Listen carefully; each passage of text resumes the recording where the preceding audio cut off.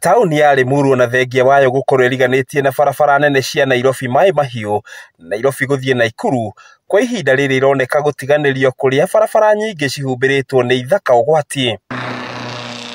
Na to barabara ona icunjĩ cia mĩgũnda iria itakĩtwo ikoretwo cituĩkĩte njũru harĩ ũgitĩri wa aikari aingĩ makĩria mathaa-inĩ ma ũtukũ. Tunahofia sana wakati ambapo tunapita hii barabara, kwa sababu hata kama vile inaonekana imekuwa kichaka zaidi, ikifika masaa ingine tunahofia hata kutuma watoto hata madukani, ni kwa sababu hata magari saa zingine yanaweza kumgonga, ni kwa sababu hata mkiangalia mnaona hata mtu anaweza akajificha usimuone. Ni kurumirira uguo riu aikari aingi meyumiritie na gutariria thina ucio guku makiuga maraikara na guoya munene makiria mathaa-inĩ ma utuku. Hata mtu akifuatiliwa hijacking ni rahisi sana na apotee, sababu hata mwenzake hawezi akaona habari.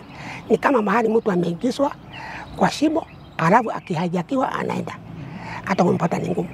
Bila kwa Kenya, sababu barabara tayari wamepanua, ile jukumu tena wangechukua ni kusafisha hii. Ona matereba hamwe na atwarithia boda aria mahuthagira barabara icio matitigitwo na thutha guku makiuga ithaka icio ikoretwo igicungiriria mitino miingi miuru na oho kuiga miturire yao hatikaini ya gutharikirwo ni ekinaĩ. Tunahofia hii barabara sana kwa saa hii imefurika hii majani.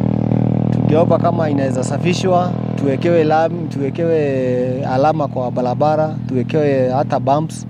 Hasa pia kwa hii majani yote watu mikora pia wanajificha hapa, huwezi enda kwa usiku, saa 2 za usiku.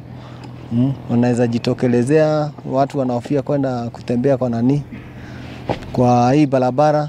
Riu othe na mugambo umwe ni mahoete ruhonge rwa guthaitira barabara nene bururi-inĩ nĩruo KENHA na honge cia wathani wa matura gutigirira ithaka icio ni ciatherio niguo kumaninira hahu iria makoretwo magiikara nayo.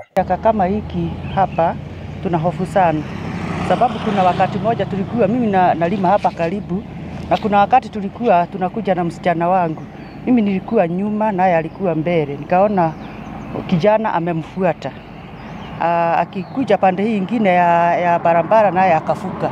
Mimi nikakuja karibu, wakati aliniona nikiingia nikifuka barabara naye alisimama.